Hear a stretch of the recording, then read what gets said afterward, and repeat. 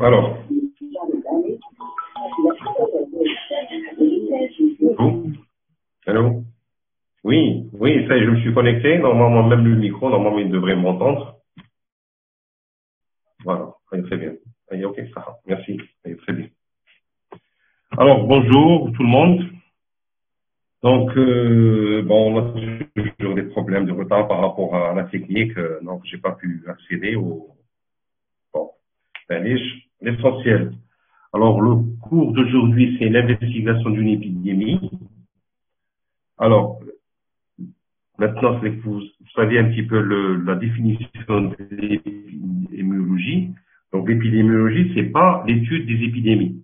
D'accord? L'épidémiologie, c'est une définition, c'est une méthodologie on va dire, la définition de l'épidémiologie, c'est l'étude de la distribution d'un état de santé, la recherche de ses déterminants et l'évaluation des actions de santé. Ça, c'est la définition. Mais une partie, c'est-à-dire de l'épidémiologie, donc on va essayer d'étudier comment faire une investigation d'une épidémie ou bien comment aborder le problème d'une épidémie en utilisant les outils aussi de l'épidémiologie. Alors, les objectifs de ce cours, c'est d'abord de définir une épidémie. C'est-à-dire quand est-ce qu'on va parler d'épidémie. C'est pas toujours évident. Donc, on va voir. Deuxième objectif, c'est de citer les objectifs d'une investigation d'une épidémie. C'est-à-dire pourquoi on veut faire une investigation d'une épidémie. Quelle est l'utilité de faire cette investigation?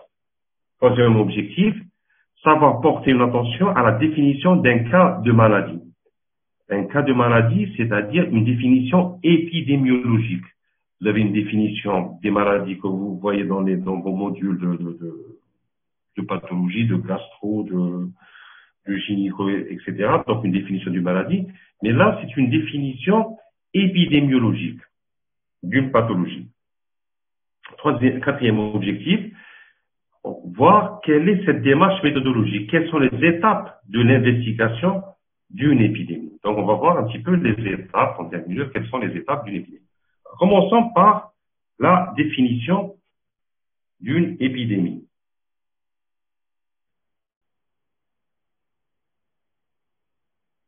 Voilà, j'espère que vous voyez un petit peu.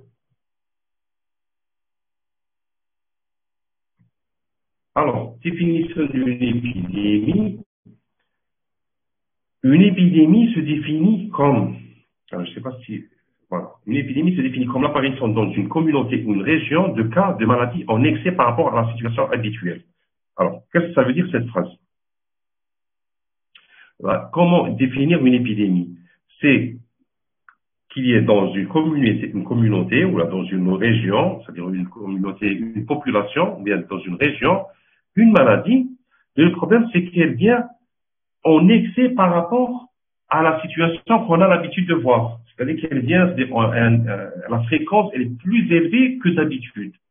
C'est-à-dire, alors, que d'habitude. Cette habitude, justement, il y a toujours référence à la situation habituelle. Et donc, c'est-à-dire, on doit se référer à un petit peu l'histoire de cette maladie dans une région. Ainsi, les niveaux d'endémicité antérieure de la maladie et les connaissances locales doivent toujours être pris en compte. C'est-à-dire qu'il faut qu'il y ait un historique un petit peu de cette maladie dans cette région pour qu'on puisse dire que, voilà, on est en situation épidémique.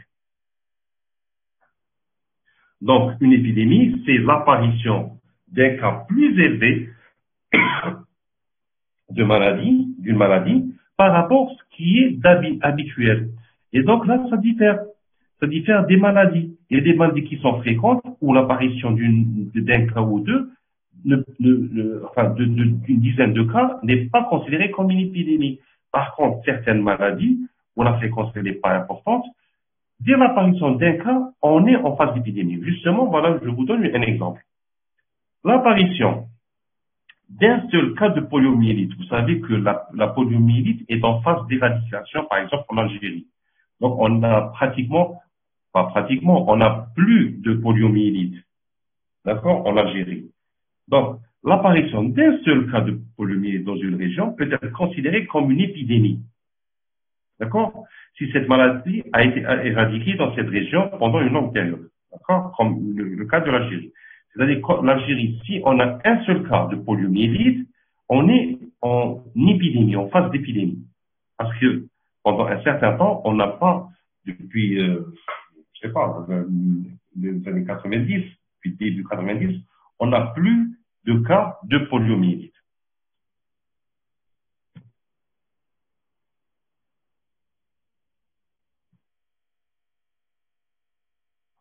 Alors, un autre exemple, l'apparition de plusieurs cas d'hépatite virale, bon, hépatite virale, par exemple, hépatite virale A, dans une région où cette maladie sévit à l'état endémique, donc elle est là présente en l'état endémique, pourrait être considérée comme normale à l'occasion d'un pic saisonnier.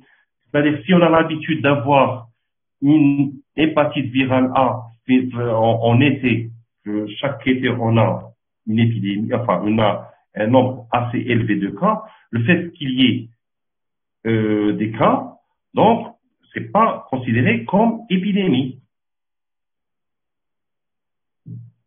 S'il vous plaît. Alors là, bon, je sais pas, est-ce qu'on peut pas laisser les commentaires après, sauf s'il y a un problème technique ou là vous me racontez. Mais par rapport aux questions, je préfère et là je trouve des mots en arabe, etc. Donc un peu de respect, s'il vous plaît.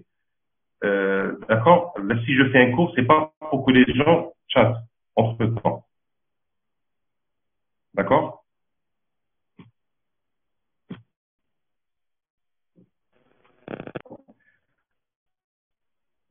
Alors, en matière d'intoxication alimentaire, là, il a une autre définition. Quand il s'agit d'une intoxication alimentaire, par exemple, on donne une définition qui est un petit peu spécifique. Alors, une toxi-infection aiguë collective, c'est-à-dire une intoxication alimentaire, ce qu'on appelle aussi TIAC.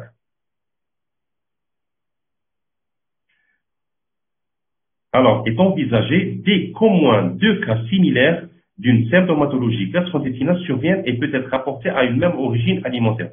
Alors là, c'est-à-dire, par exemple, pour dire qu'on est en état d'une épidémie d'une toxi-infection alimentaire collective, c'est-à-dire que il y a une toxi-infection, il y a certaines personnes qui viennent à l'hôpital avec on a mangé quelque chose qui n'est pas bien, etc. Alors, pour dire que c'est une intoxication alimentaire collective, donc il faut que ces mêmes personnes aient la même symptomatologie gastro-intestinale et qui viennent, c'est-à-dire d'un même lieu où ils ont consommé le même aliment. D'accord? Il faut qu'ils aient la même symptomatologie et avec une notion de prise alimentaire commune. Donc là, c'est une définition à part d'une infection alimentaire. Donc, retenez dans la définition de l'épidémie, il y a toujours, les cas sont en rapport avec une situation qui est habituelle. Et c'est pas forcément plus le nombre il est augmenté, plus on est en phase d'épidémie. Non, c'est par rapport à une situation antérieure. Ça, c'est pour la définition. Alors, les objectifs de l'investigation d'une épidémie.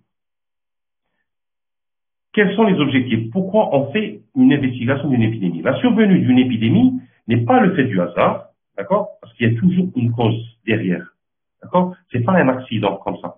Donc, il y a toujours une cause et on doit intervenir par rapport à ça. Elle est généralement induite lorsqu'il y a un déséquilibre, d'accord? Lorsqu'il y a un déséquilibre qui survient entre l'agent, l'hôte et l'environnement. D'accord? C'est-à-dire que vous avez l'agent, qui est le germe, la bactérie, etc.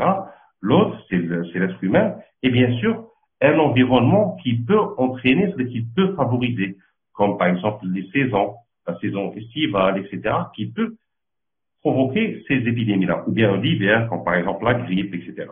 Donc, il y a une notion, voilà. Alors, plusieurs raisons peuvent motiver l'investigation d'un épisode épidémique. Premièrement, enrayer la progression de cet épisode ou limiter Alors, s'il vous plaît, soit vous arrêtez de chatter, soit j'arrête le cours.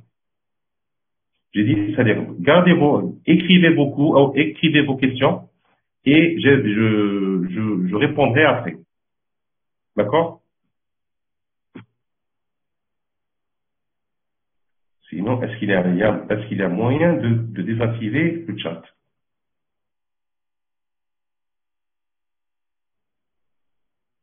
Oui, il y a moyen. Ah non? Est-ce qu'il y a moyen? Parce que là, je suis perturbé par Oui, les oui, questions. monsieur.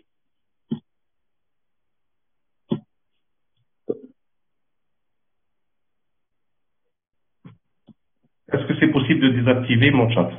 Il y a mute et un mute dans le chat. Bon, parce que les commandes, voilà. Non, je n'ai pas ça.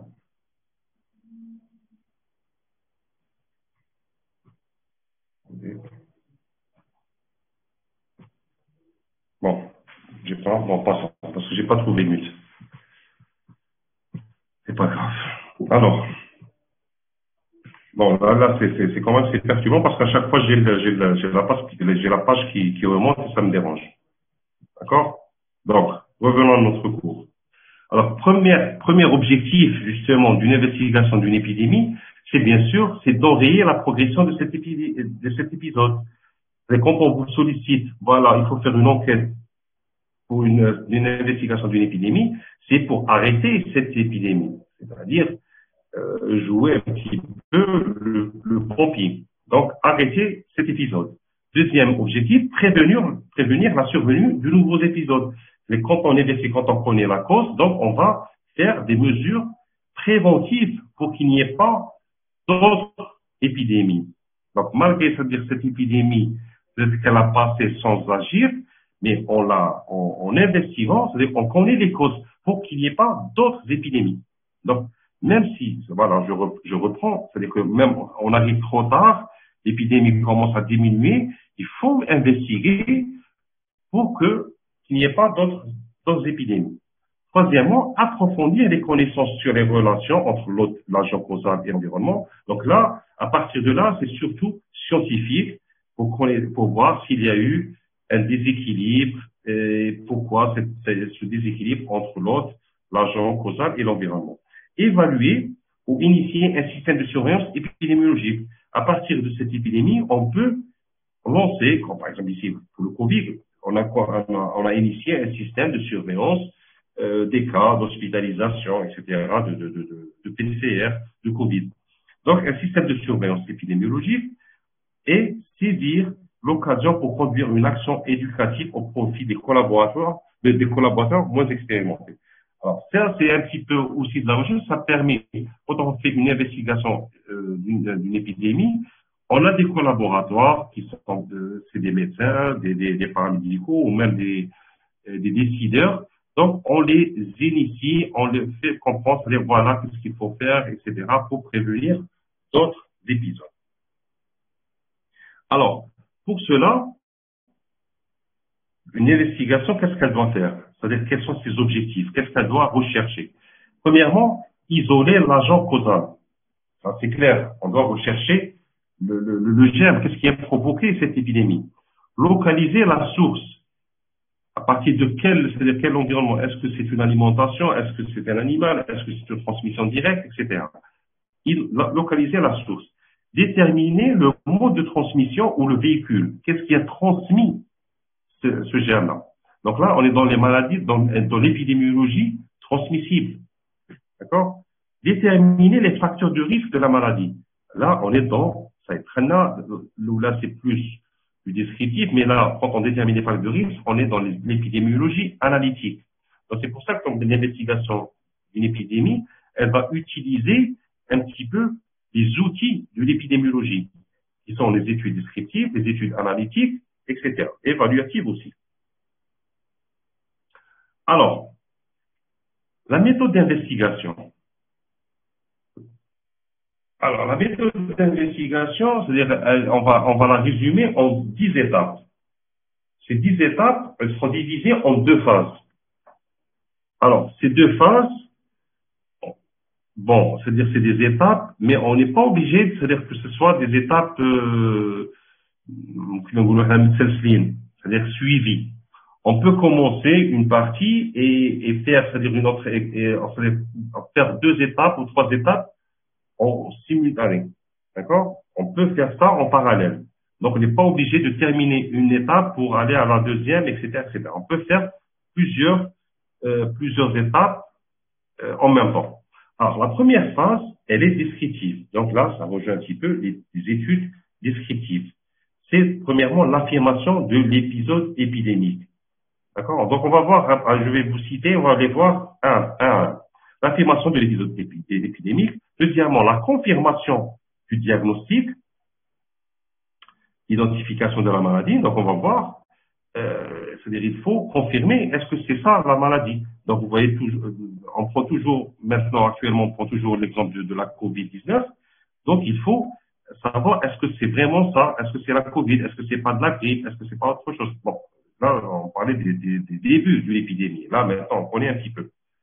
La définition et le décompte des cas. Donc, on définit quels sont les cas, et les décomptes. Quatrièmement, l'organisation des données en termes de temps, de lieu et des caractéristiques de personnes. Là, si vous avez fait le cours des études descriptives, les indicateurs, donc avec le cours, donc dans les études descriptives, on détermine les caractéristiques de temps géographique, enfin de temps de lieu, c'est-à-dire de temps saisonnier, etc., de lieu géographique et les caractéristiques de personnes, le sexe, l'âge, d'autres caractéristiques qui sont liées à la maladie. Par exemple, la profession, etc. Et à partir de là, à la première phase qui est descriptive, à l'aide de ces informations descriptives, on peut le plus souvent évoquer, donc déjà on a des hypothèses. D'accord? On a des hypothèses et on peut évoquer la source de la contamination par rapport au temps, d'accord? Le mode de contamination et les personnes qui sont à risque. Quelles sont les personnes on va déterminer le profil de ces personnes qui sont à risque. Ils peuvent être, c'est-à-dire contaminés. Donc déjà, là, on a assez d'informations pour agir. Si on connaît la source, si on connaît la contamination et quelles sont les personnes qui étaient à risque, donc on peut agir sur ça. Et en même temps, on agit, mais on peut faire un autre travail en plus. Généralement, la première phase, elle est suffisante, mais il faut confirmer aussi par une phase analytique de recherche. Et la deuxième phase, elle n'est pas beaucoup dans l'action, mais surtout dans la recherche scientifique. Alors, ces étapes, c'est la formulation des hypothèses quant au mode de survenue de l'épidémie, c'est-à-dire à partir de ces données descriptives, on va dire, voilà, quel est l'aliment, par exemple, le plus à risque, qui a été à l'origine de l'épidémie. Voilà, c'est-à-dire pourquoi la grippe, elle est forte cette année, etc. Donc, c'est par rapport à ça, c'est-à-dire on formule les données. Deuxième point, c'est la vérification d'hypothèses. Donc, la phase analytique, bien sûr, on a dit dans les études analytiques, c'est on vérifie. Alors, comment on les vérifie? Ben, tout simplement, on fait des études cas témoins ou bien des études exposées, non exposées, qu'on a vu dans les approches du premier cours, dans les approches d'épidémiologie, la méthodologie. Troisième étape, dans la deuxième phase analytique, la conduction d'une enquête environnementale adaptée, donc on fait une enquête environnementale. Septièmement, la mise en œuvre des analyses microbiologiques nécessaires, la mise en place des mesures de contrôle et de prévention, et la rédaction d'un rapport d'investigation pour que l'expérience acquise puisse être partagée. Alors, ce que je viens de dire tout à l'heure, plusieurs étapes peuvent être réalisées simultanément ou dans un ordre différent selon les épisodes épidémiques, les investigateurs et les moyens qu'on a. Si on a plusieurs équipes qui travaillent, donc on peut travailler en parallèle, etc. L'un fait une enquête épidémiologiques. L'autre fait une enquête environnementale, l'autre fait du laboratoire, des études biologiques, etc. Donc, c'est des études qui peuvent être faites en même moment. Alors, revenons à nos étapes. La première étape, c'est d'affirmer l'existence de l'épisode épidémique. Alors, pour affirmer, ben, tout simplement, on doit revenir à la définition de l'épidémie. D'accord? Elle repose sur l'observation d'un nombre de cas supérieur au nombre de cas attendus pendant la même période au sein de la même population. D'accord? Donc, qui je crois dire, voilà, il y a une épidémie de la région, etc. Non, je ne sais pas. Est-ce qu'il y a combien de cas? Il y a 7 cas. L'année passée, de la période, il y avait combien de cas? Une dizaine ou là. Donc, on n'est pas en épidémie parce que l'année passée, c'était la même chose. Et l'année passée, l'année avant cette année aussi, c'était la même chose. Donc, quand on vous lance un chiffre, il faut se référer, voir l'historique un petit peu de cette région pour dire, oui, c'est vrai, on est en phase d'épidémie. Non, on n'est pas. Donc, c'est l'observation d'un nombre supérieur au nombre attendu pendant la même période au sein de la même population. Les données de surveillance épidémiologique hebdomadaire ou mensuelle, lorsqu'elles existent, permettent cette comparaison. Donc, voilà, donc on doit se référer à ça. Deuxième étape, donc là, la première, voilà, c'est vrai, on a dit que c'est une épidémie, on a retrouvé un nombre plus important que d'habitude. D'accord. Maintenant, alors, est-ce que cette épidémie, elle est due à cette maladie? Est-ce que c'est pas, par exemple, il y avait une épidémie de rougeole, est-ce que c'était une rougeole? Peut-être non, c'est une rubéole. Bon, là, c'est la symptomatologie. Donc, il faut faire le diagnostic. La maladie doit être clairement identifiée. Et pour qu'elle soit clairement identifiée, eh ben, c'est tout simplement des techniques de laboratoire, de sérologie, etc. Le diagnostic doit être confirmé à l'aide de techniques de laboratoire telles que la sérologie et ou l'isolement de l'agent causal ou la recherche de toxines. Donc, par exemple, pour le Covid, la même chose. On ne va pas dire qu'on est en épidémie de Covid-19 si on ne fait pas de PCR, d'accord, de sérologie. Donc, on ne peut pas savoir. Donc, il faut confirmer au moins les premiers cas. Cependant, tous les cas de maladie n'ont pas besoin d'être confirmés. D'accord? On n'est pas obligé de confirmer tout le monde.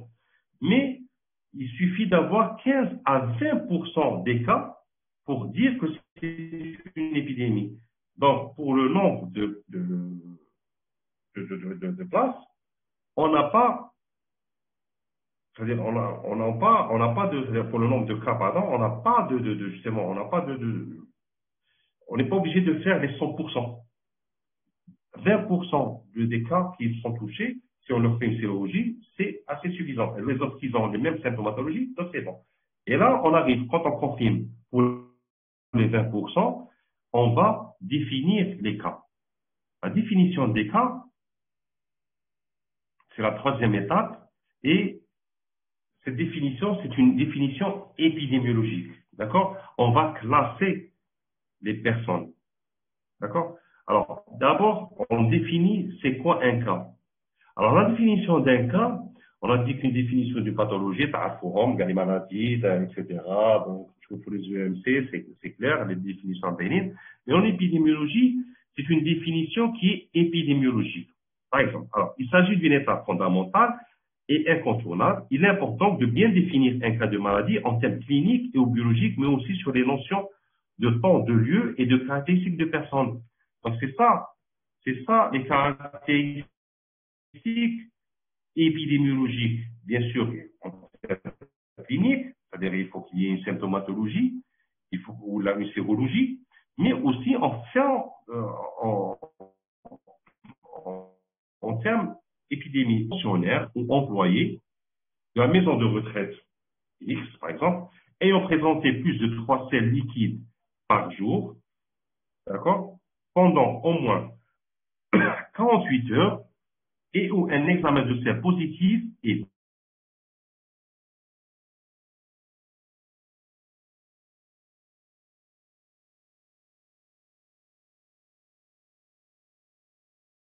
remarque dans cette définition. Qu'est-ce qu'on peut remarquer? Alors, ce qu'on remarque, c'est que c'est une définition qui a plusieurs paramètres. Et on a ce qu'on appelle des choses qui sont précises, chiffrées. On parle ici de 3 sels liquides.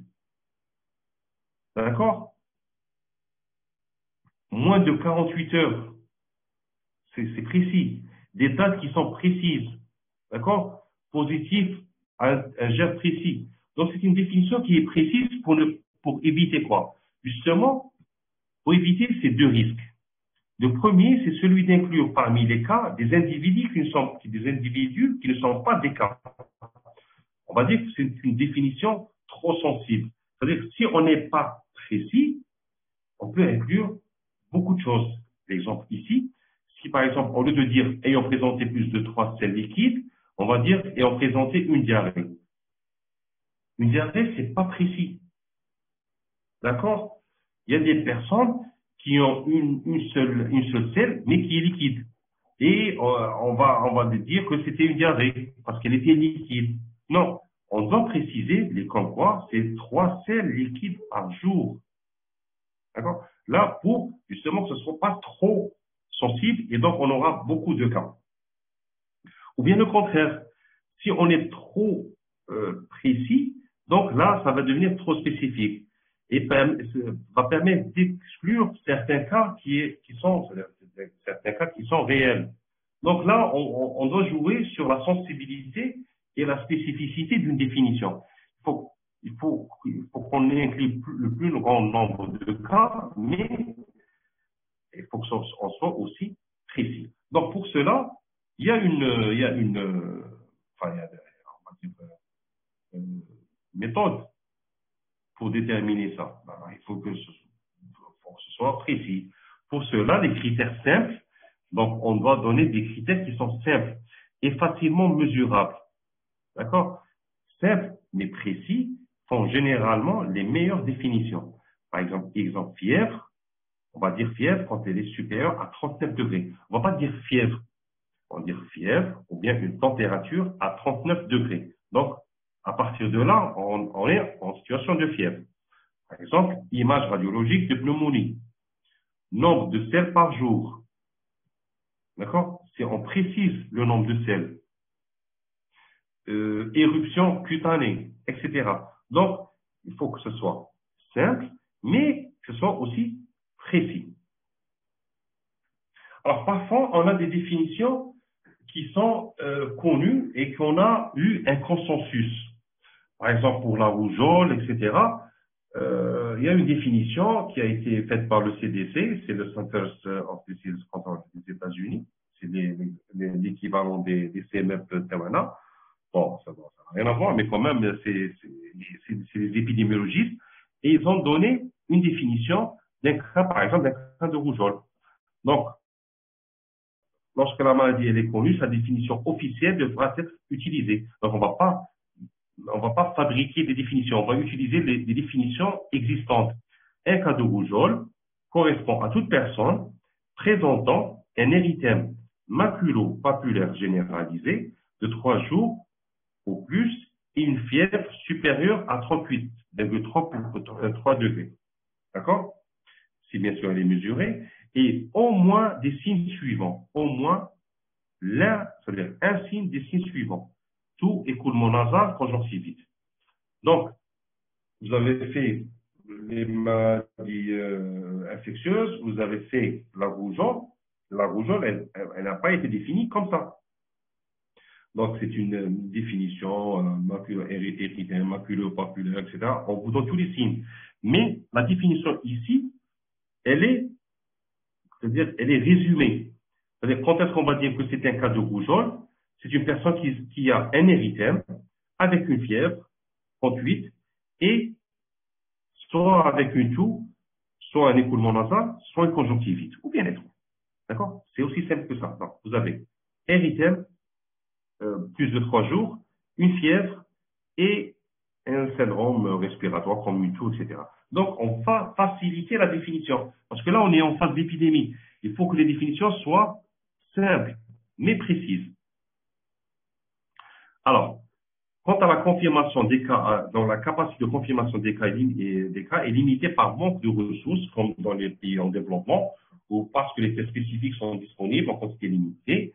Donc là, par exemple, qui va se dans le cours de thérapie par rapport au SRAS, mais c'est aussi valable pour le Covid. Donc, on pouvait pas, surtout au début, avoir des tests sérologiques. Donc, il fallait classer les cas. D'accord? Et pour le SRAS, c'était les définitions. Par exemple, le cas confirmé, diagnostic, il repose sur l'isolement de l'agent causal ou sur des tests sérologiques spécifiques. D'accord? Bon, là, par exemple, pour le Covid, il faut faire un PCR. Ça y est, cas confirmé. PCR positif, cas confirmé. Cas probable à partir d'un faisceau d'arguments cliniques et biologiques de présomption.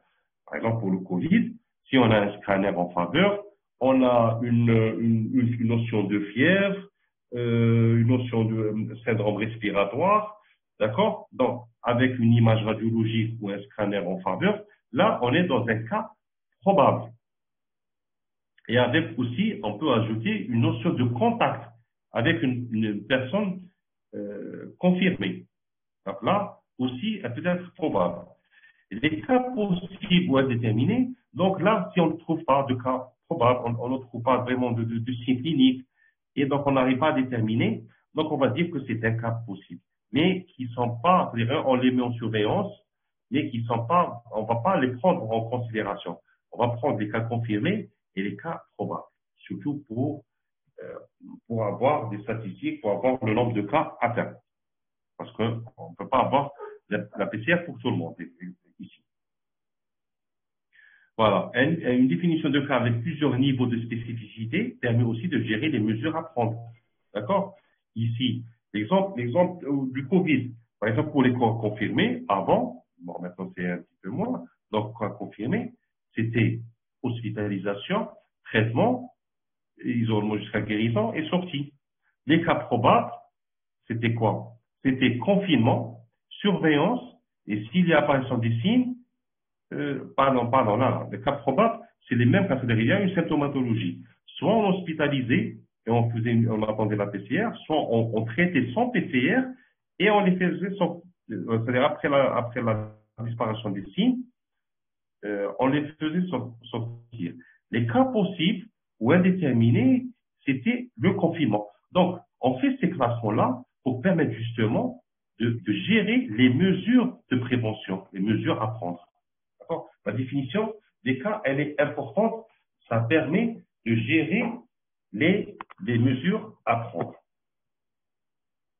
Ainsi, pendant l'épidémie de SRAS, par exemple, les mesures d'isolement étaient appliquées aux cas probables, sans attendre la confirmation éventuelle et la quarantaine aux personnes ayant été en contact avec les cas probables. Le même principe, vous voyez, c'est-à-dire le Covid, on n'a rien inventé. Toutes les mesures qu'on a faites pour la Covid, on les a fait aussi pour les autres pathologies qui mènent le SRAS. Alors,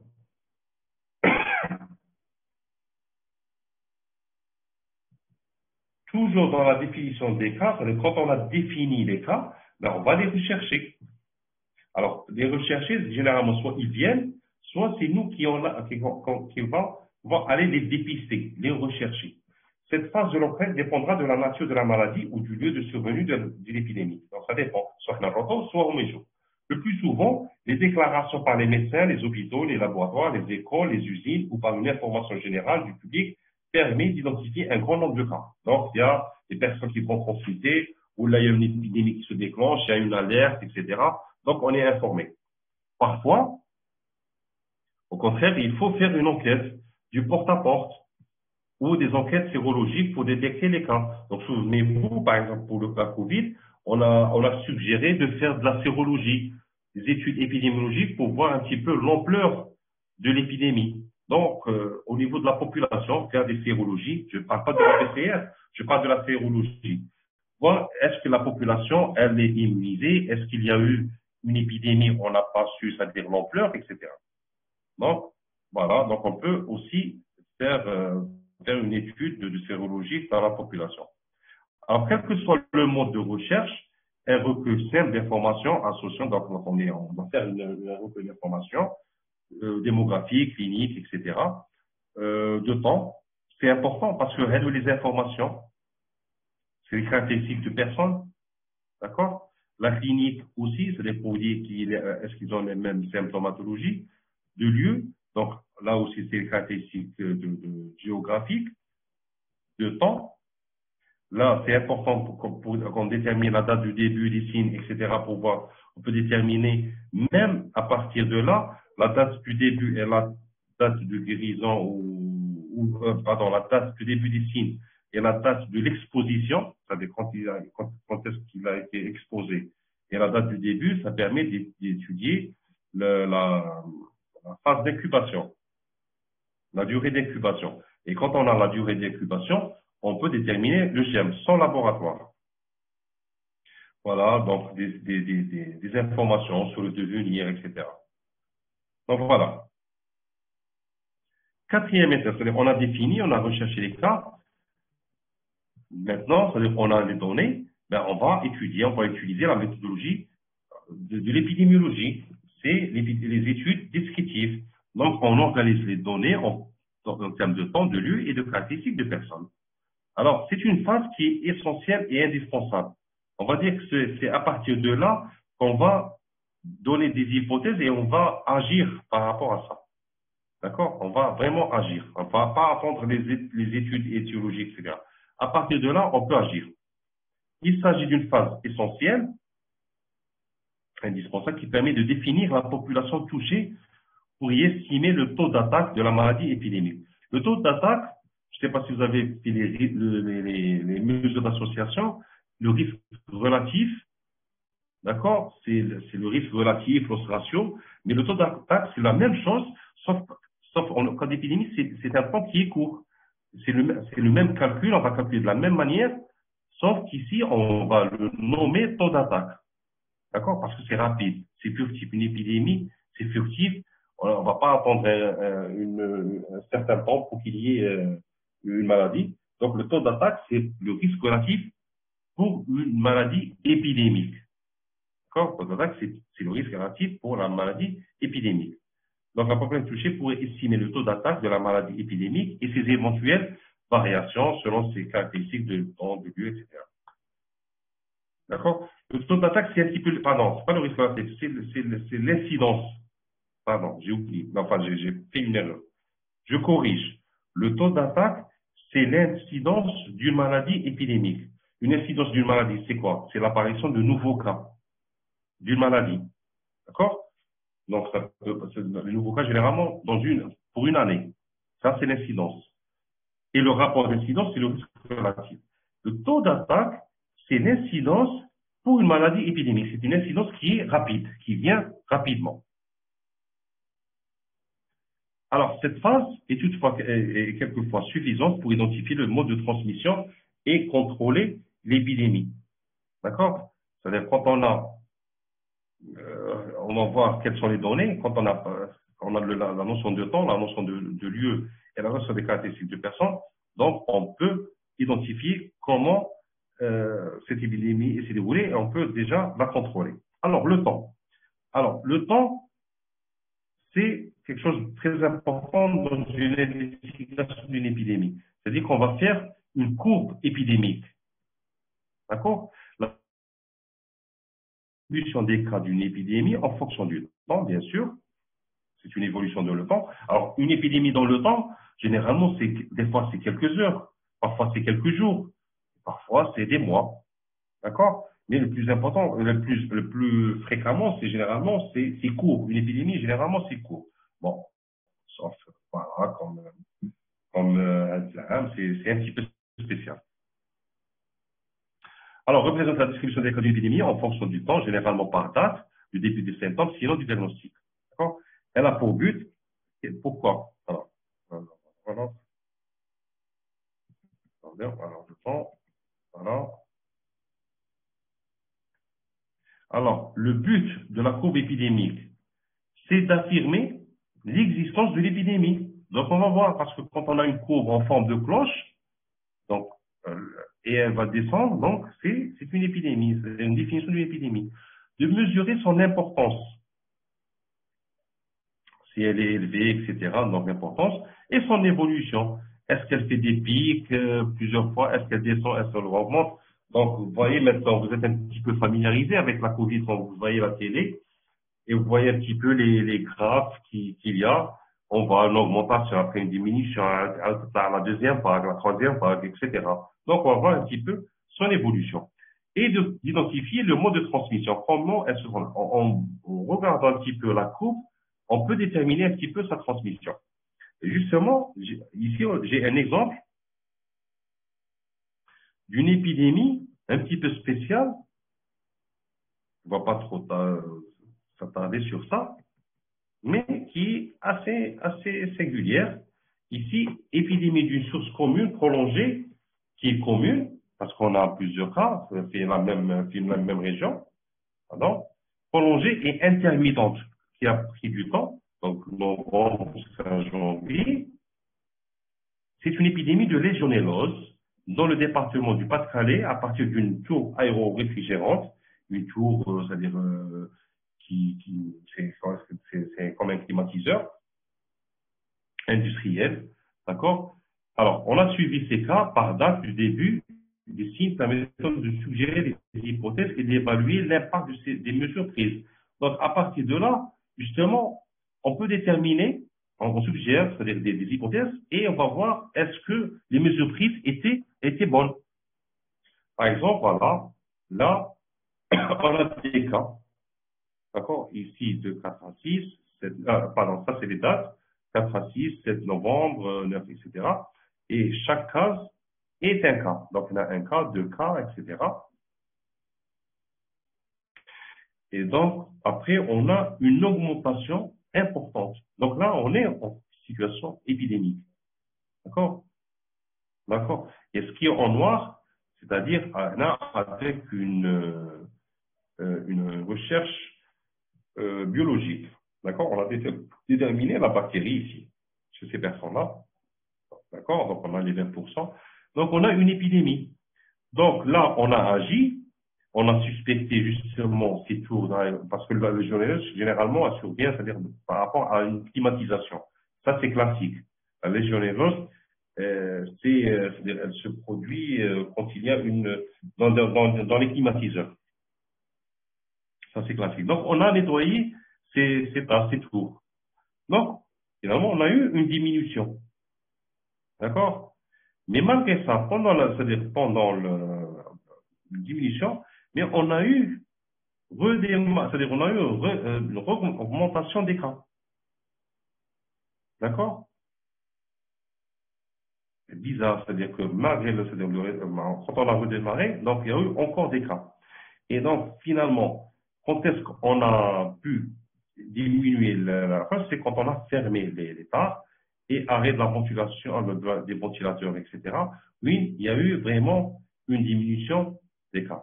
Donc le nettoyage n'était pas aussi important, mais c'est-à-dire après le redémarrage, encore il y a eu des cas. Donc finalement, on l'a fermé tout simplement. Donc les actions étaient ici insuffisantes. D'accord? Lorsqu'on a fermé, d'accord, et on a arrêté toute cette ventilation, donc on a eu une diminution. Donc, voilà, à partir d'une courbe épidémique, donc on a une idée sur les cas et sur l'évaluation des mesures qu'on a prises. Ici, un autre cas, une épidémie de source commune qui est ponctuelle. Là, c'est une intoxication alimentaire, une infection alimentaire collective à norovirus. Les cas sont distribués selon la période d'incubation après le cas contaminé. Là, c'est une épidémie où, à partir, c'est-à-dire, même si on n'a pas, déterminé, isolé le germe, il suffit d'étudier la phase d'incubation et rechercher quels sont les germes qui ont cette période d'incubation pour avoir des cas de suspicion de cas. Par exemple, ici, on a la consommation ici d'huîtres et qu'est-ce qu'on calcule? La date du premier cas, 36 heures, et la date du dernier cas. Donc, c'est contre moins 36 heures, on a 14 heures. Et donc, c'est à peu près, justement, la phase d'incubation de ce type de virus. Donc, on peut calculer ici la phase d'incubation en diminuant la date du dernier cas du premier cas. D'accord? Et on a cette phase qui est de 14. Donc, on peut calculer la phase d'incubation et rechercher quels sont les germes qui font. Par exemple, ici, on ne pouvait pas suspecter le staphylocoque. Le staphylocoque, généralement, il survient 2 heures après, de 2 à 4 heures après l'ingestion d'un aliment. Donc, il y a certains aliments, il y a certains germes, on va les éliminer. Donc, la courbe permet justement aussi d'étudier la phase d'incubation. Donc, voilà pour le temps. Une investigation d'une épidémie aussi permet de déterminer la région, la situation géographique, de déterminer le lieu où l'épidémie survient. Alors, souvent, les cas surviennent de façon préférentielle dans un endroit unique. Généralement, c'est plus facile. Pour la distribution géographique des cas, permet d'identifier des zones à risque. Voilà, un hôpital, une région, un quartier, tout ce que vous voulez. John Snow a déterminé une zone géographique à risque. C'est la zone où il y a eu épuisement d'eau près des eaux usées. D'accord? Ça, c'est un endroit à risque. Les systèmes de distribution d'eau, les circuits d'évacuation des eaux usées, la direction des vents, l'habitat écologique de certains animaux peuvent jouer un rôle important dans la dissémination des agents pathogènes. Si on a une épidémie d'une maladie respiratoire, alors peut-être qu'il y a un problème si on a une usine où il n'y a pas de filtre, etc., où il y a une direction des vents qui font que les déchets surviennent dans une population. Donc là, donc il faut étudier aussi le lieu et aussi son environnement. Donc on a étudié les caractéristiques, les données, on a étudié les caractéristiques de temps, de lieu et les caractéristiques de personnes. Donc là, on est toujours dans les études descriptives. Le calcul de taux d'attaque en fonction de l'âge, c'est l'incidence en fonction de l'âge, du sexe et d'autres caractéristiques de personnes. Là aussi, ça dépend un petit peu de la maladie, permet justement de mettre en place ce qu'on appelle les personnes qui sont vraiment à risque, des groupes à risque. Est-ce que c'est des sujets âgés? Est-ce que c'est des enfants? Est-ce que c'est, je sais pas, des personnes qui ont un diabète? Est-ce que c'est des personnes qui ont un problème cardiaque?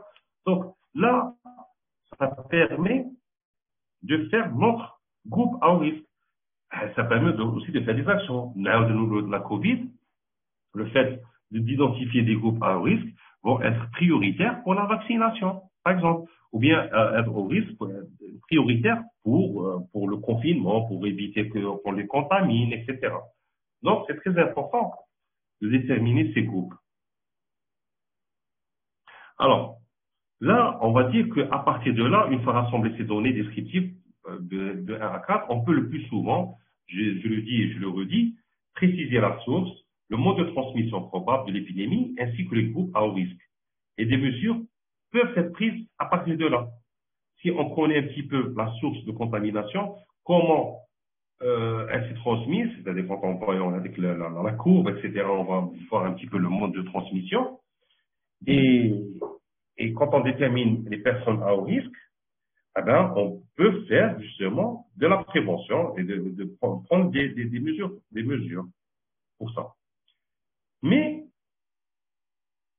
en parallèle, on peut toujours continuer, ou bien quand l'épidémie est très importante, et on a aussi des moyens, il faut avoir aussi des moyens pour faire la deuxième phase, donc on doit la faire et s'aider de la deuxième partie de l'épidémiologie qui est l'épidémiologie analytique. Donc on formule les hypothèses. Ici, rapidement, on va dire qu'une analyse descriptive confrontée à la connaissance de la biologie et l'épidémiologie de l'agent infectieux, responsable et aux données de la littérature, oriente le plus souvent vers une ou plusieurs hypothèses. Donc, on a notre étude descriptive, etc. On a des informations biologiques, on a fait des prélèvements biologiques à travers des informations. On a un petit peu des données sur l'environnement, l'air natif, etc. Et donc, ça permet de faire des hypothèses. Mais pour ça, c'est pas suffisant. Il faut les confirmer, il faut les tester.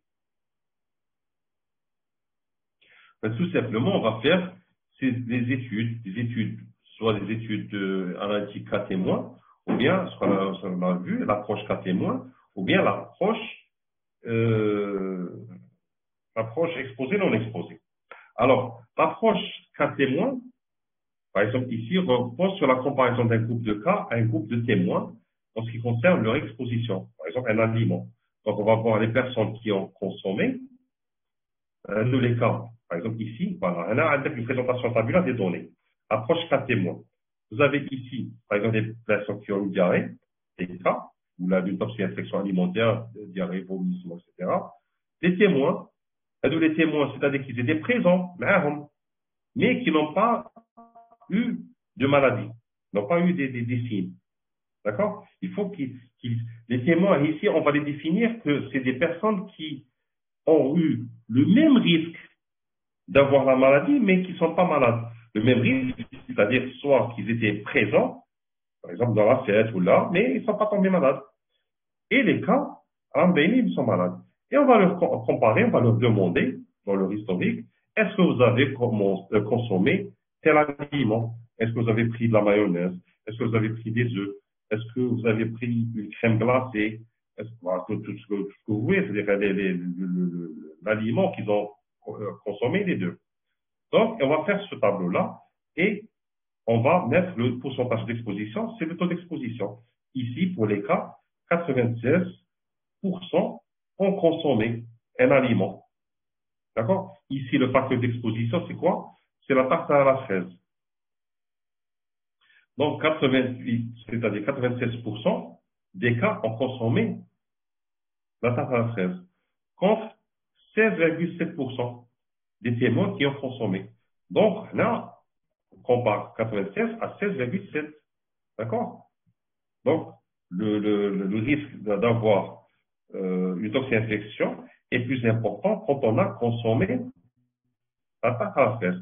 Donc là, finalement, on peut dire que la tarte à la fraise est la cause, on va dire, de la gastroentérite. L'approche cohorte, c'est le même principe.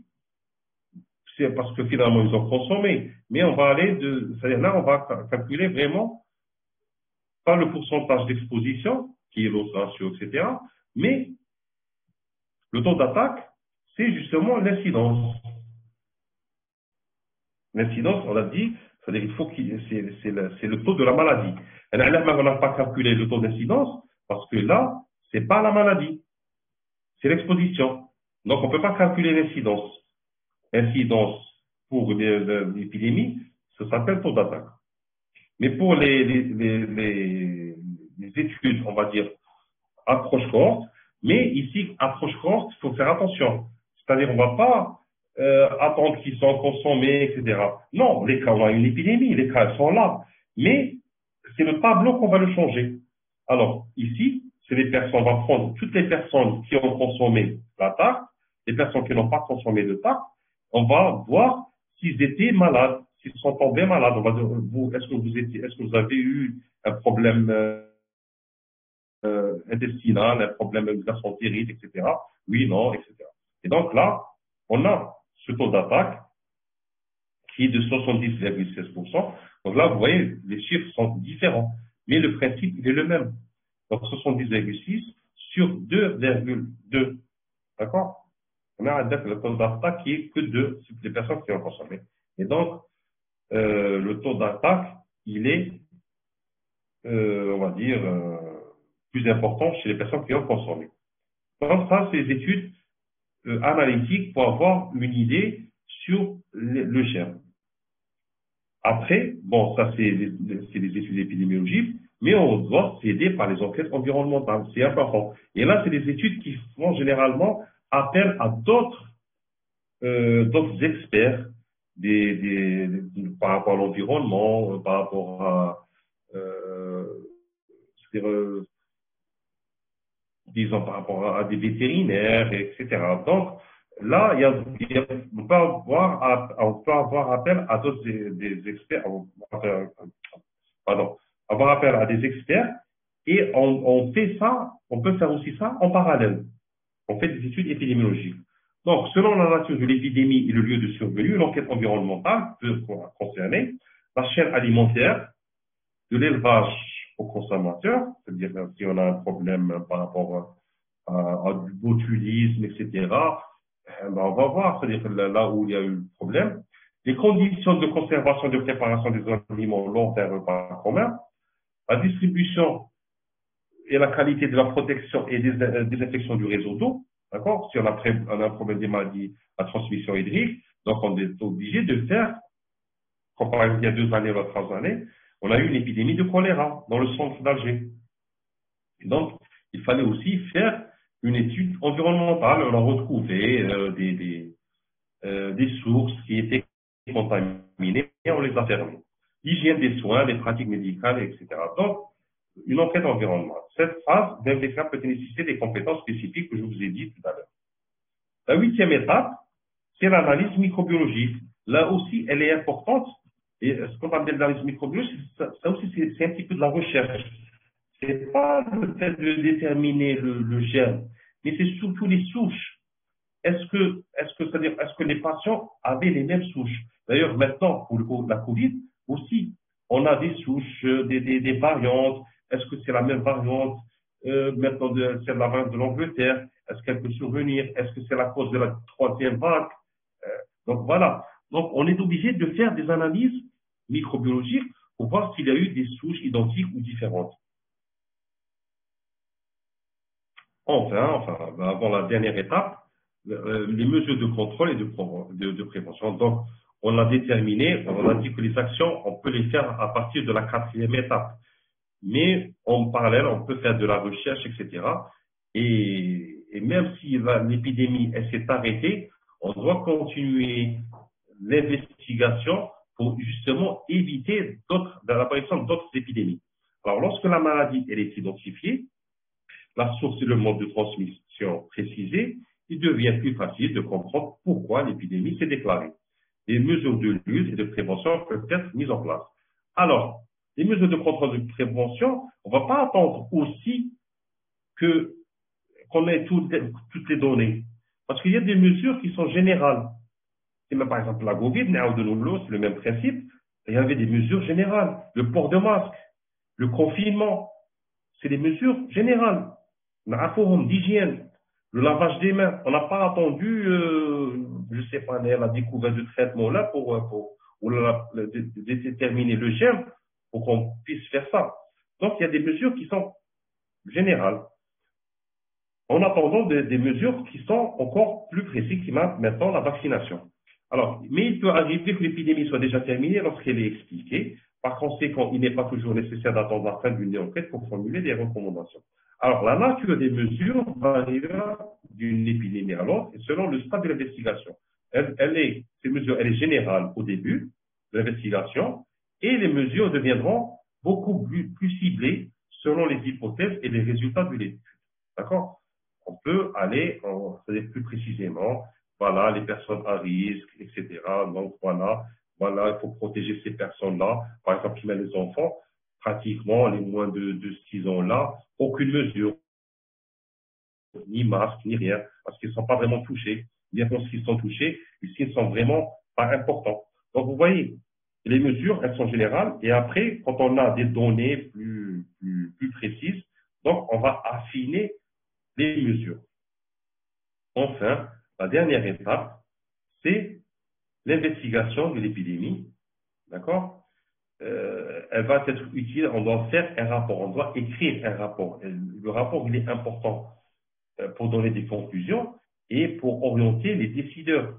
Et aussi, ça peut être aussi un travail pédagogique. Les investigations d'épidémie pourront être utiles pour la gestion et la prévention dans le futur. Donc, quand on a quand on aura une autre épidémie de la même manière, donc on a une longueur d'avance, on sait comment agir.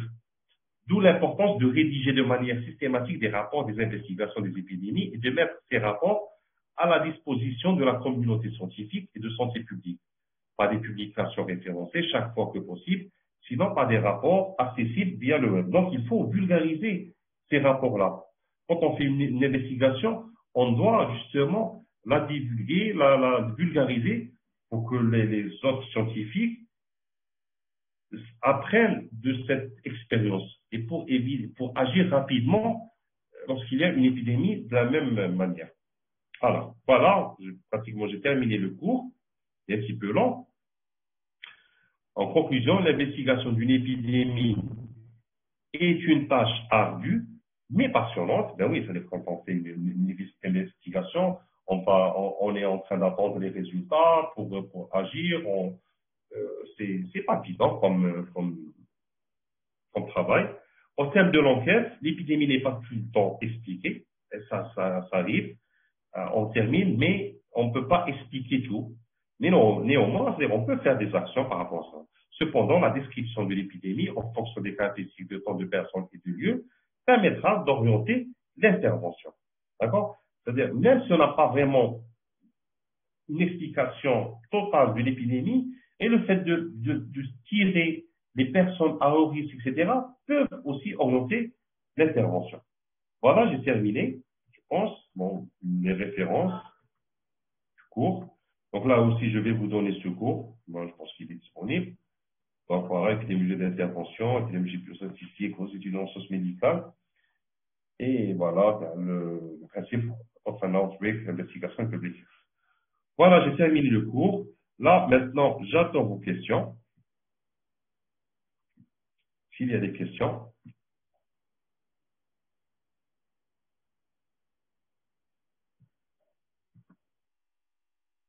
Alors, je vais relire ce qui est bon. Alors là, c'était des discussions entre vous. Pour les minutes, voilà. Donc, ça, c'est les commentaires qu'on ne veut pas, c'est de la faute, donc un peu de sérieux. Donc, si vous voulez poser une question, donc, mademoiselle Isra, si vous voulez poser une question, il n'y a aucun problème par rapport à le milite. Je vous répondrai maintenant. Pour l'investigation, il n'y a pas de souci. Pour les excuses, il n'y a aucun problème. Et du coup, comment par un graphe. Alors, donc, là, je commence quand même à donner les questions qui ont été faites avant et je vais descendre. Alors, Mouna, comment par un graphe peut-on savoir le mode de transmission? Alors, le mode de transmission par un graphe, alors comment? Vous avez ce qu'on appelle une transmission par une infection commune, c'est-à-dire comme une infection, une toxi-infection alimentaire. Généralement, c'est une courbe en forme de cloche, diouhda. Quand on assiste à un mariage ou là, on va être contaminé une seule fois. On va manger un aliment, on va être contaminé. Donc, les résultats dans une courbe, c'est une courbe en cloche. Voilà.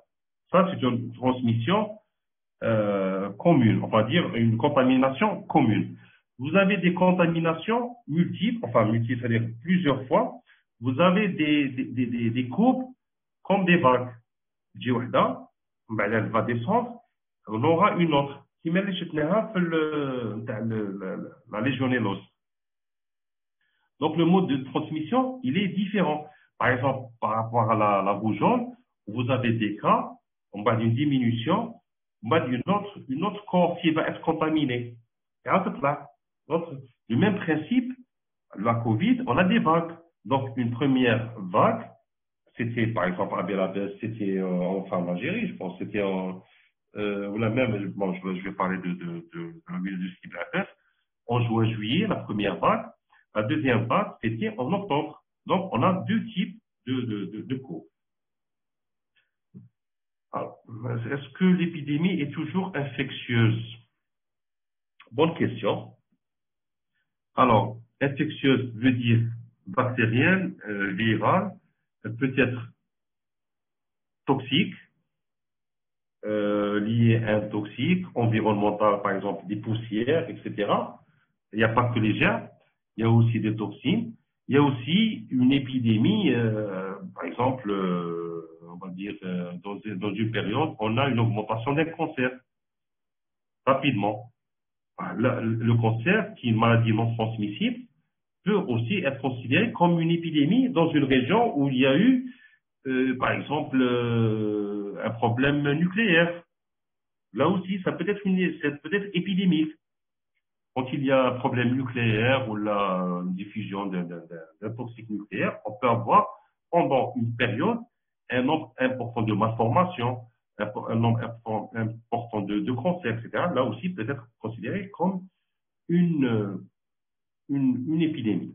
Donc, pas forcément infectieuses. Mais généralement, c'est des épidémies qui, généralement, c'est des maladies transmissibles. Parce qu'elles sont courtes. Alors, Counter. Docteur, merci pour cette explication. Est-ce la formulation d'hypothèse concerne uniquement l'étude descriptive? L'hypothèse, la formulation d'hypothèse, c'est-à-dire quand on fait une description, c'est-à-dire qu'on a des données qui sont justes, c'est-à-dire contrôlées.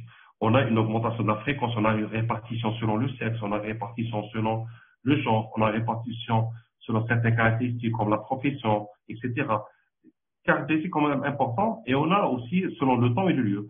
Oui, à partir des études descriptives, on formule, c'est-à-dire à partir des études descriptives, il y a des hypothèses qui vont surgir en elles-mêmes, les hypothèses.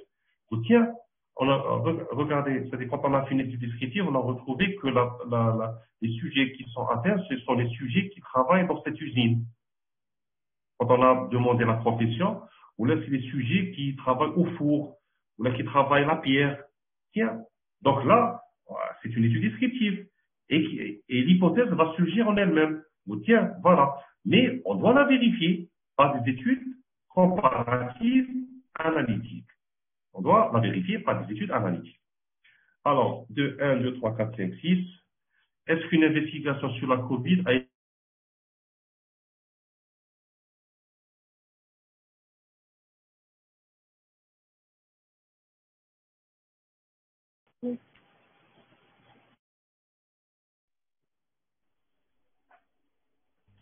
Est-ce que vous m'entendez? Est-ce que vous m'entendez? Je pense que vous m'entendez.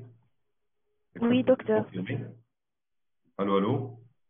Ah, très bien. Donc, je reviens. Est-ce qu'une investigation sur la COVID a été faite en Algérie?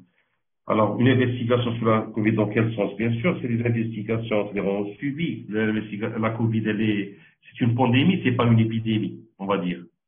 Donc, elle est mondiale et on a essayé de faire, mais c'est pas possible. C'est pas possible parce que c'est une contamination aérienne. Il n'y a pas qu'une seule source. On était submergé par les cas, mais au début, on pouvait faire des petites enquêtes par rapport aux cas. Quand on a eu un seul cas, deux cas, trois cas, on fait une enquête, l'entourage, et on va faire avec quelle est comment elle a été transmise, qui l'a transmis, etc. On pouvait faire cette étude-là par rapport à certains cas. Mais après, c'est plus possible. D'ailleurs, on ne fait plus. La seule chose qu'on peut faire maintenant, c'est une enquête, une enquête sérologique. Là, ça serait bien de faire une enquête sérologique, c'est-à-dire prendre une population, un échantillon, par exemple la type de la test, et de faire des sérologies à des personnes, voilà, des sujets âgés, des sujets jeunes, etc., faire des sérologies, voir est-ce que ces personnes ont été en contact avec le virus, pour voir un petit peu l'ampleur de l'épidémie. Oui, on peut faire aussi ça, mais elle n'a pas été faite par un problème de réactif. Alors, Domina, pouvez-vous répéter l'exemple concernant le temps? Les journées, lorsque le réseau s'est coupé, j'ai pas suivi. J'espère que ça va être enregistré pour revoir. Mais tout simplement, le temps, c'est quand on a, je réponds c'est la même question, le mode de transmission par rapport aux courbes. Quand on a plusieurs courbes, on détermine la manière de la transmission. Est-ce que c'est une transmission commune? Est-ce que c'est une transmission d'un cas par rapport à un autre? C'est-à-dire, donc, on a différents types de courbes.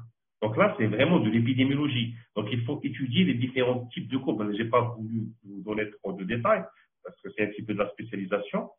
Mais en étudiant le type de courbe, on peut déterminer quelle est la manière, est-ce que c'est une contamination de proche en proche, d'individuel, transmission d'un individu à un autre. Donc là, on a des cas, on a une diminution, on a d'autres cas, etc. Mais par exemple, une investigation, une épidémie toxi-infection alimentaire, une gastro-alimentaire, une toxi-infection alimentaire, généralement, c'est une seule courbe. Alors, en même temps. Alors, Saïd, Sid Ahmed, docteur, s'il vous plaît, concernant les tiaks, est-ce que la notion du temps existe? Si oui, pourquoi n'est pas inclus dans la définition du tiak? La définition du tiak, le temps, oui, elle n'est pas incluse dans le temps parce que c'est surtout le lieu qui est important dans une tiak. C'est les signes et le lieu. Donc, on va attribuer un lieu où on a consommé un aliment. Alors, ça peut être une tiak, mais qui n'est pas en relation avec le lieu. C'est une toxi-infection alimentaire qui peut être généralisée. On a consommé un aliment commercialisé, par exemple, Kachir. Kachir, il y a plusieurs personnes qui achètent maintenant. C'est pas le même lieu d'achat. Donc, on peut acheter. Là,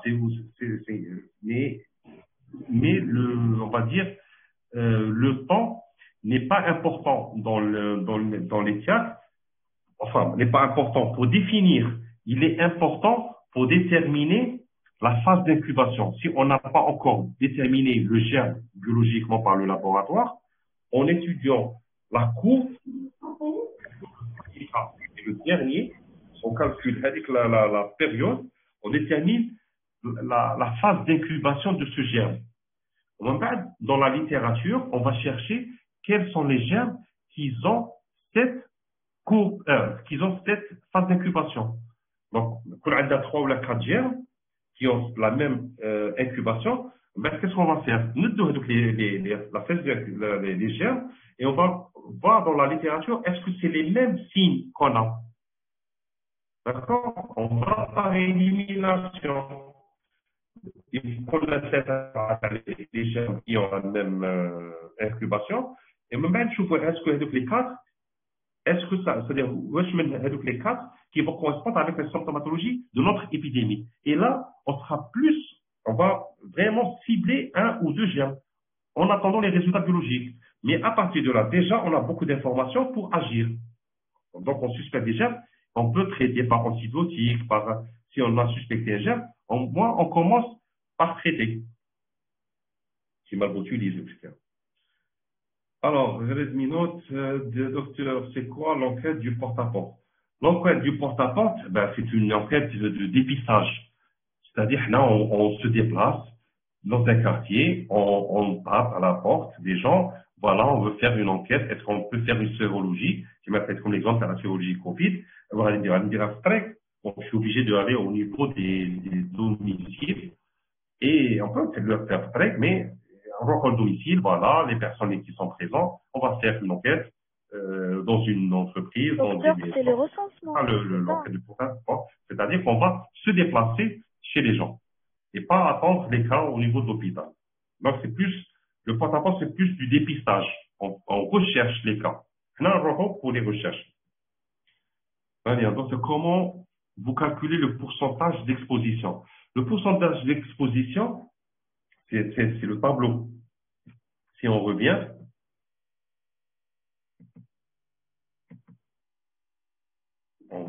au tableau. Voilà. C'est la colonne. D'accord? Le pourcentage d'exposition, c'est le nombre de personnes qui ont consommé sur le total des personnes, des cas. D'accord? C'est ça. Donc, c'est le pourcentage d'exposition. L'exposition, c'est ça. C'est un des cas. Donc, c'est vertical. Et donc, quand on calcule le pourcentage d'exposition, on ne calcule pas le pourcentage de la maladie. Donc, on ne peut pas appeler le 96% incidence. Parce que ce n'est pas une maladie. C'est le taux d'exposition. C'est pour ça, dans les cas témoins, on ne calcule pas le risque relatif. Parce que le risque relatif, c'est le rapport de deux incidences. D'accord? On calcule un autre ratio qui est le rapport de cote. Elle est sur elle, elle est sur elle. D'accord? Donc, c'est une question de terminologie, tout simplement. Donc, le pourcentage d'exposition, c'est 96%, c'est 48 sur les 50. Et la maladie, cas sur le nombre total. C'est le nombre de cas sur le nombre total. Donc 48 sur 68 qui est 70,16%. Donc, nombre de cas sur le nombre qui ont consommé, c'est-à-dire la maladie. C'est les 48. Voilà. Alors, docteur Karim, s'il vous plaît. J'ai pas compris la définition des cas d'épidémie et surtout c'est l'intérêt des dates à la fin de chaque définition. Par exemple, là où il y a dans la définition depuis le 1. Alors, bon, ça c'était un exemple, ça est d'une épidémie. Alors, si vous n'avez pas compris la définition, parce que la définition des cas d'épidémie, elle est importante, plus court. Alors, la définition des cas d'épidémie, c'est-à-dire là, on se donne des définitions. On a la clinique, on rajoute la clinique, on rajoute la biologie, et on rajoute le contexte externe. D'accord? Parce qu'une épidémie, c'est-à-dire qui est survenue, c'est-à-dire la période. Donc, on délimite la date. D'accord? Donc, sinon, ça c'est pas une épidémie. Donc, on est obligé de délimiter la période d'exposition. C'est-à-dire, si on était exposé avec la période, si on a des cas qui n'étaient pas dans l'exposition, donc c'est pas une épidémie avec l'exposition, c'est autre chose. Par exemple, si une intoxication alimentaire, on a dit qu'ils ont consommé c'est un mariage. Un mariage, c'est un lieu, mais aussi c'est un temps. C'est avec la période. D'accord? On limite. Si on a des cas qui surviennent après, ou là, qui n'étaient pas présents avec le mariage, avec le moment, donc c'est pas l'épidémie. Donc l'épidémie, elle est définie par la mention, j'ai dit, clinique, biologique et épidémiologique. Épidémiologique, selon le temps, le lieu et les caractéristiques de personnes. Donc tout ça fait la définition d'une épidémie, d'un cas épidémique. Et donc, pour que ce soit pratique, on délimite, voilà, qui était exposé, c'est-à-dire la période, etc., pour que ce soit plus sensible, mais de plus positif la définition. Alors, j'ai pas compris cas recensé. Cas recensé, c'est quoi, cas recensé? Donc, je sais pas dans quel, un cas recensé, c'est-à-dire des cas qu'on a, bon, si j'ai bien compris la question, c'est-à-dire dans la définition des cas. Dans la définition des cas recensés, c'est des cas où on a déterminé par biologie ou par sérologie. On les recense. Donc ça, c'est des cas recensés par biologie et les cas recensés c'est des personnes qui sont en contact. Bon, sinon, je ne sais pas si j'ai écrit ça. Alors, je ne sais pas. Est-ce que j'ai écrit ça? Ou bien je l'ai parlé comme ça. Définition des cas. Bon, pas trop. Recherche des cas.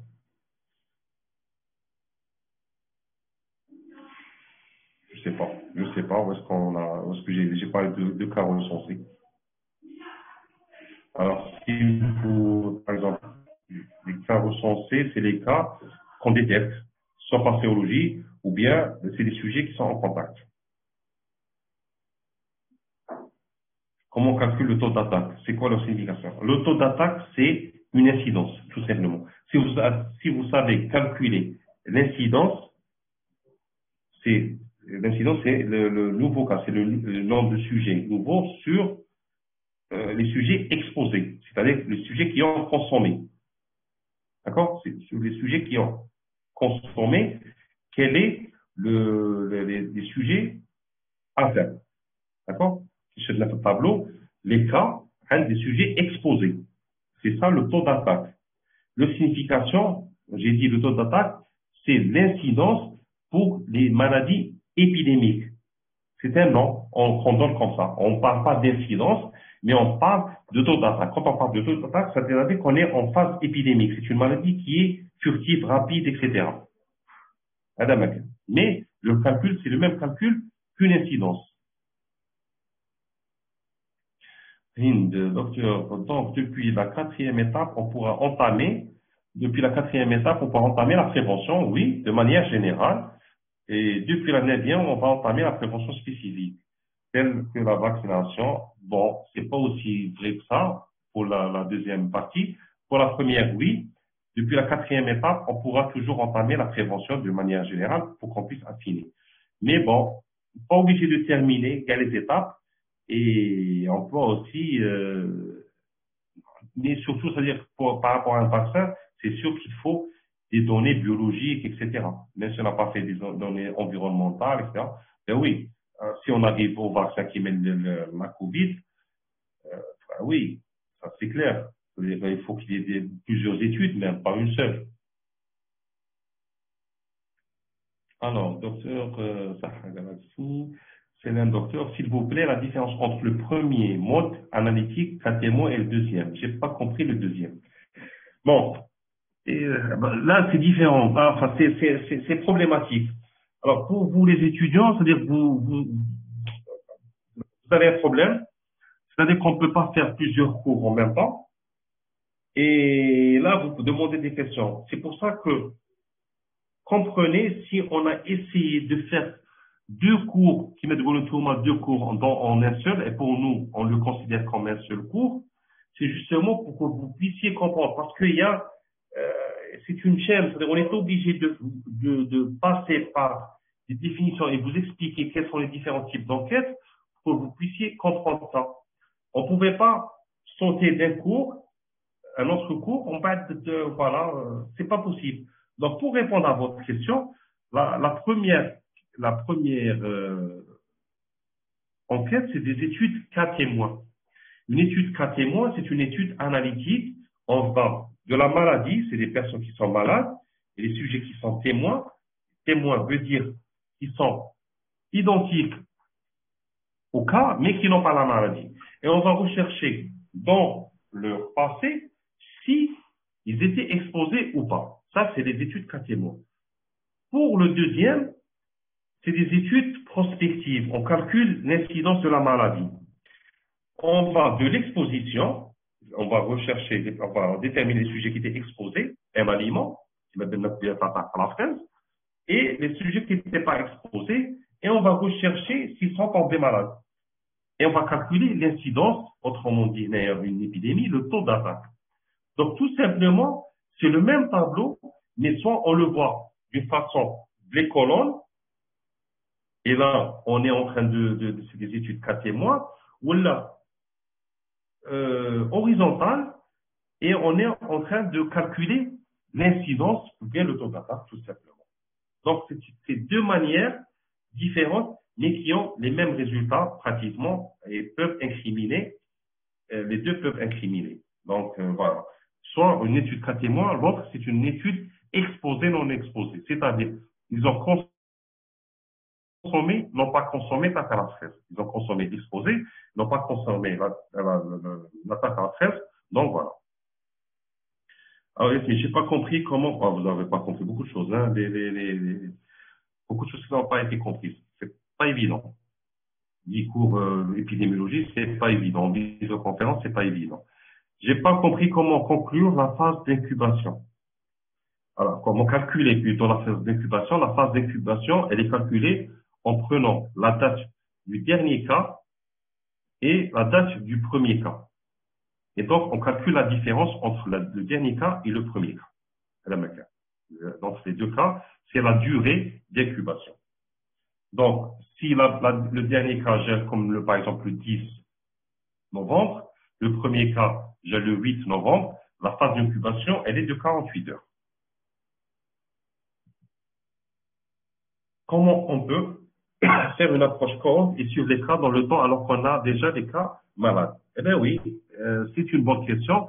Ce qu'on appelle les études exposées, non exposées et rétrospectives, c'est-à-dire qu'on se met c'est-à-dire là, on va se déplacer vers le passé et on va, au lieu c'est-à-dire on va classer les personnes, on va leur demander d'abord s'ils ont consommé, donc on va les classer en exposés, non exposés. On va leur demander s'ils sont tombés malades ou pas. C'est une approche, tout simplement. C'est les questions qui vont changer. Là, les études épidémiques, hein, l'approche exposée-non exposée, c'est une cohorte, on va dire, rétrospective. C'est l'exposition.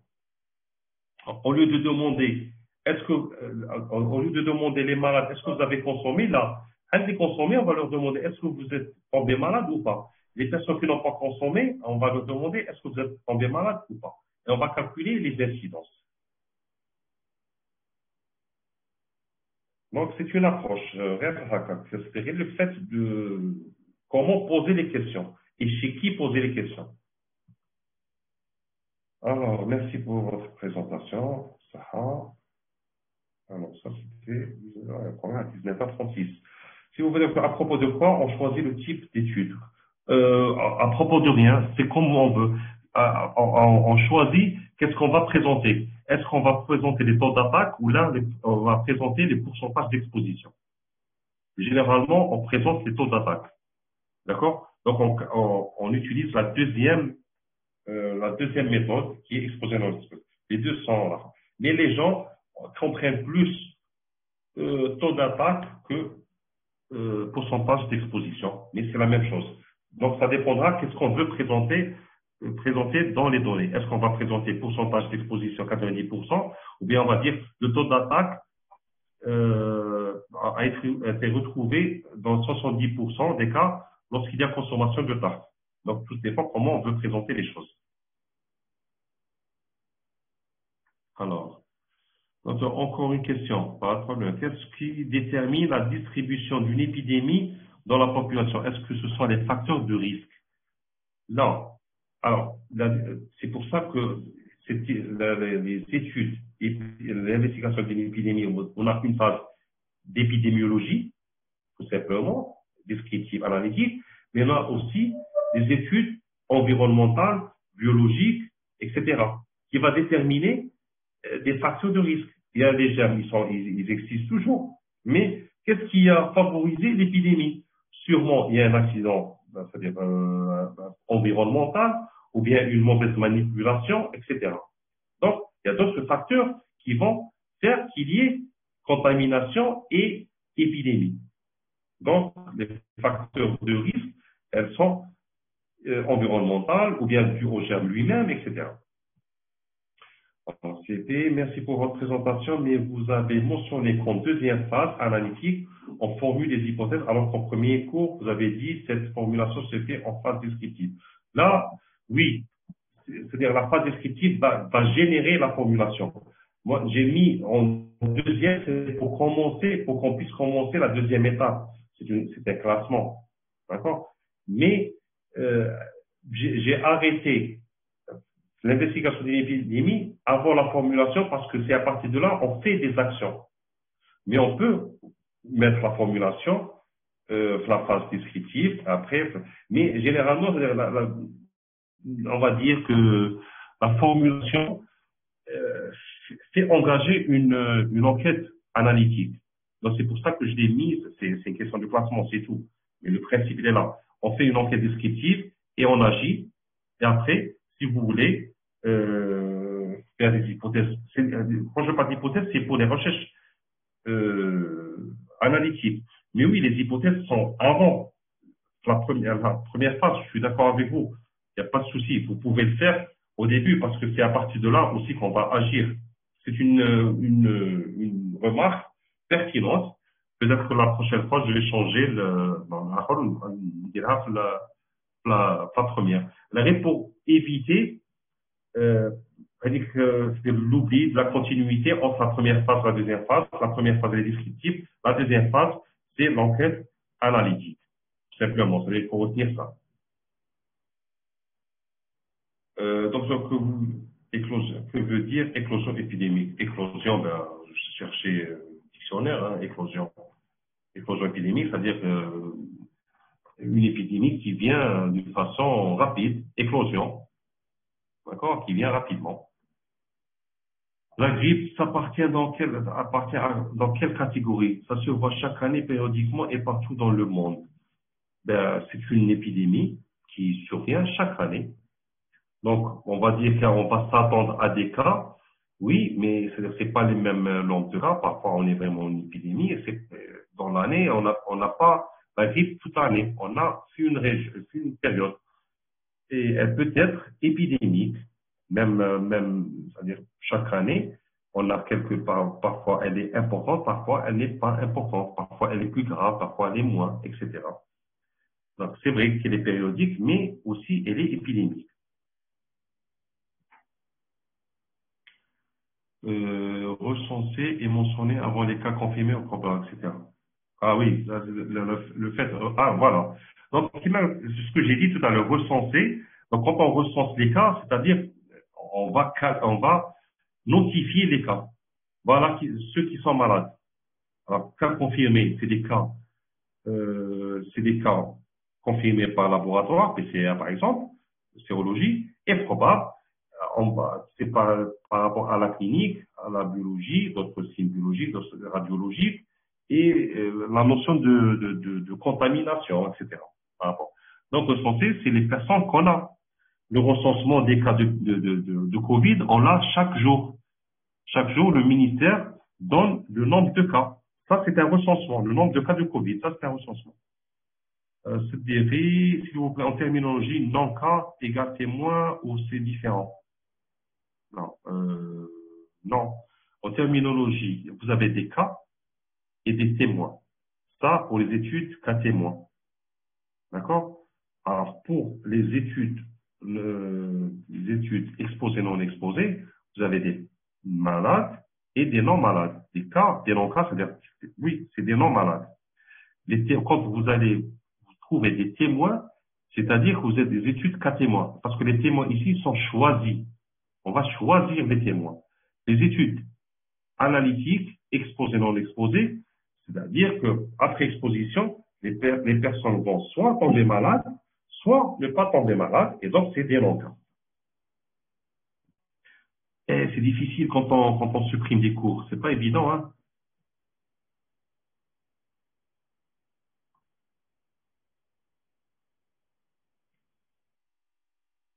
La grippe est endémique ou non, la rougeole, elle n'est pas, la rougeole, elle était endémique. Elle était endémique, on va dire, saisonnière toutes les 4 ans avant la vaccination. Maintenant, la survenue de cas de rougeole, de 2 cas de rougeole, elle est considérée comme épidémique parce que la rougeole, elle est, euh, disons, on a pu lutter contre la rougeole par la vaccination. Donc, on n'a plus de cas de rougeole. Si on a des cas de rougeole dans une région, plus de 2 cas, c'est-à-dire une localité, une petite localité, donc on est en situation d'épidémie. La grippe, elle est endémique? Non. On ne la retrouve pas toute l'année. On la trouve une saison. On trouve une saison parce qu'il y a euh, disons, certains facteurs qui vont faire que la grippe survienne sur la période c'est-à-dire automno-hivernale. Donc c'est tout, mais c'est épidémique. La grippe, elle est épidémique. Endémique, on va dire que c'est une maladie qui est là toute l'année. D'accord. Alors, lorsque vous avez parlé de la période d'incubation, vous avez donné l'exemple de manger des huîtres et l'apparition de la maladie, et que la période d'incubation, c'est la différence entre le temps pour avoir le dernier cas et le temps pour avoir le premier cas. À partir du moment point d'exposition, 50 heures, voilà, c'est 14 heures, ce que j'ai dit. Alors qu'on croit que dans ce cas, la période d'incubation est de 36 heures à 50. Période entre l'exposition et l'apparition des symptômes. Et même, c'est pas la présentation. Non, c'est pas. C'est-à-dire, on calcule. On calcule qui est le premier et le dernier. Mais pas entre 36 et 50 heures. Non. C'est on calcule la différence.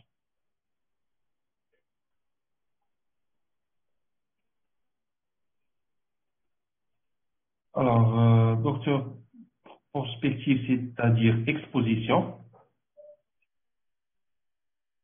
précède la maladie dans l'étude exposée non exposée. Oui, c'est une étude prospective, c'est ça. Une étude prospective analytique.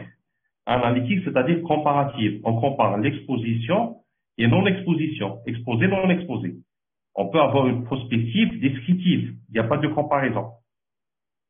Ça texte une incidence, une étude d'incidence. Mais par contre, une prospective analytique, on étudie l'exposition et la non-exposition, donc l'incidence des exposés, l'incidence des non exposés, et on calcule le risque relatif. Quand est-ce qu'on fait les enquêtes transversales? Les enquêtes transversales, c'est pas dans les études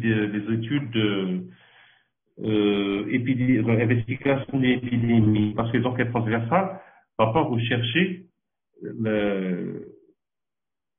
l'incidence. D'accord? Elle va calculer la prévalence.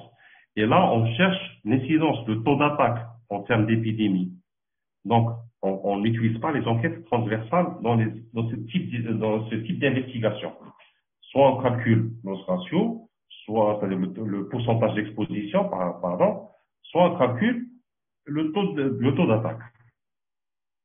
Donc, c'est des enquêtes bien définies, cas témoin ou bien exposé, non exposé. Quels sont les déterminants de santé? Ah ben, c'est pas le cours.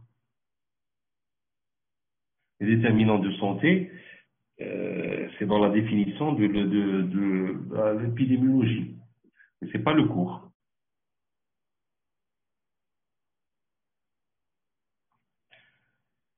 Les déterminants, ça peut être les facteurs de risque aussi. Donc cas recensés n'inclut pas uniquement des cas confirmés. Non, non, c'est les cas qu'on a classés en cas confirmés et les cas probables. Et les cas aussi qu'on va éliminer après, qu'on n'est pas vraiment sûr, mais on est obligé de les recenser pour les confiner, par exemple, pour les mettre en quarantaine ou bien pour les surveiller. Non, on recense soit par rapport à la biologie, par rapport à une PCR, par rapport à une sérologie, ou bien on les classe aussi, on les recense par rapport au fait qu'il y a une symptomatologie qui est proche, parce qu'on ne peut pas faire une sérologie à tout le monde. Donc, on les recense par rapport, soit ils étaient